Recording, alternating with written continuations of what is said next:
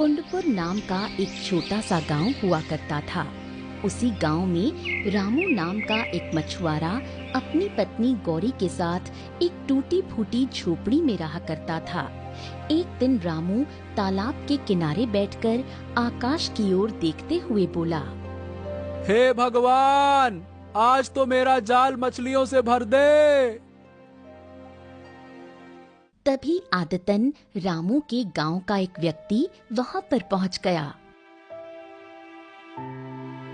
क्यों भैया रामू, सारा गांव जानता है तेरे जाल में एक ही मछली फंसती है जिससे तू और तेरी पत्नी का गुजारा चलता है।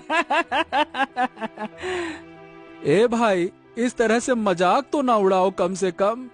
मैं मजाक ना उड़ाऊं तो क्या करूं? अरे तेरा मजाक तो सारा गांव उड़ाता है। हाँ हाँ, डालो डालो, जाल डालो। एक मछली पकड़ने के लिए इतना बड़ा जाल, फेंको फेंको फेंको फेंको।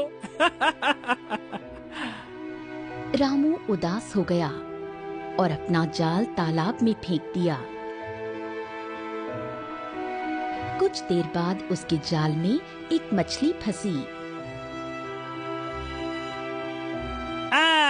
देखा, मैंने कहा था ना कि तेरे जाल में एक मछली के अलावा दूसरी मछली कभी नहीं फंसती। अब एक काम कर, इस मछली को लेकर चुपचाप चला जा, क्योंकि आज का तेरा काम तो हो गया और अब तू शाम तक चाहे जितनी भी बार जाल डाल ले, मछली नहीं फंसने वाली। इतना कहकर वो व्यक्ति मजाक उड़ाता हुआ वहां से चला गया। रामू शाम तक अपना जाल फैलाए तालाब के किनारे बैठा रहा, लेकिन और कोई मछली नहीं फंसी। थक हार कर रामू अपने घर चला गया और एक मछली अपनी पत्नी गौरी को देते हुए बोला, हाँ, आज भी केवल एक ही मछली जाल में फंसी है गौरी। मेरी तो किस्मत ही फूट गई तुमसे शादी करके।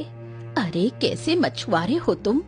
दूसरे मछुआरे जाल भर भर कर मछलियां लाते हैं और बाजार में बेचकर बहुत सारा धन कमाते हैं, और तुम केवल एक ही मछली लेकर आते हो जिसे पकाकर मेरा पेट भी नहीं भरता।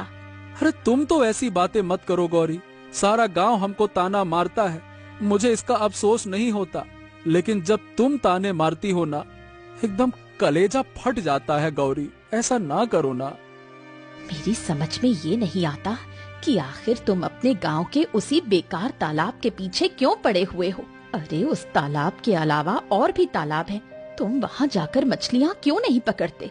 ए गौरी, बाकी तालाब या तो राजा के अधिकार में है या फिर डरावने जंगल के पास में है। अब ऐसे में मैं क्या करूं? मुझे इससे कोई मतलब नहीं। तुम कैसे भी करके ढेर सारी मछलियां पकड़ कर लेकर आओ, नहीं तो का? नहीं तो जो पुरुष करते हैं वो मुझे करना पड़ेगा। अक्सर पुरुष अपनी स्त्रियों को छोड़ देते हैं, लेकिन ये पहला मामला होगा जब एक स्त्री अपने पुरुष को छोड़कर किसी दूसरे पुरुष का साथ पकड़ेगी। इतना कहकर गौरी पैर पटकती हुई वहां से चली गई। रामू अपमानित महसूस करता हुआ निराश होकर घर से बाहर निकल गया।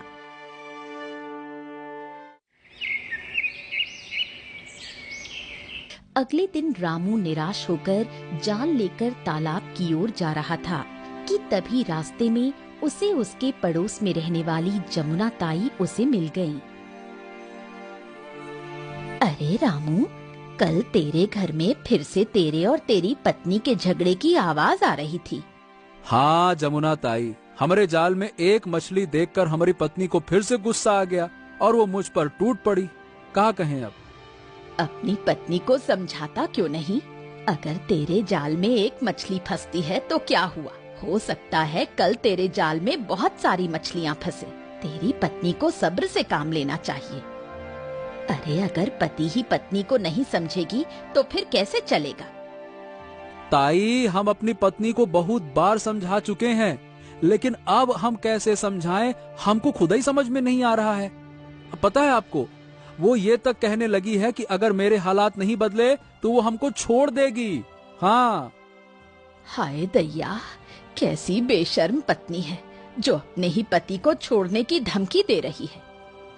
अरे कल तो हमारी पत्नी कह रही थी कि हम उस तालाब को छोड़कर कोई जंगल के दूसरे तालाब में जाएं। आज मैं और देखता हूँ, अगर हमारे जाल में मछलियां ना फंसी तो मजबूरन हमें वाकई में दूसरा तालाब तलाशना पड़ेगा। क्या करें फिर अब? चलो ताई, चलते हैं अब। इतना कहकर रामू वहां से चला गया।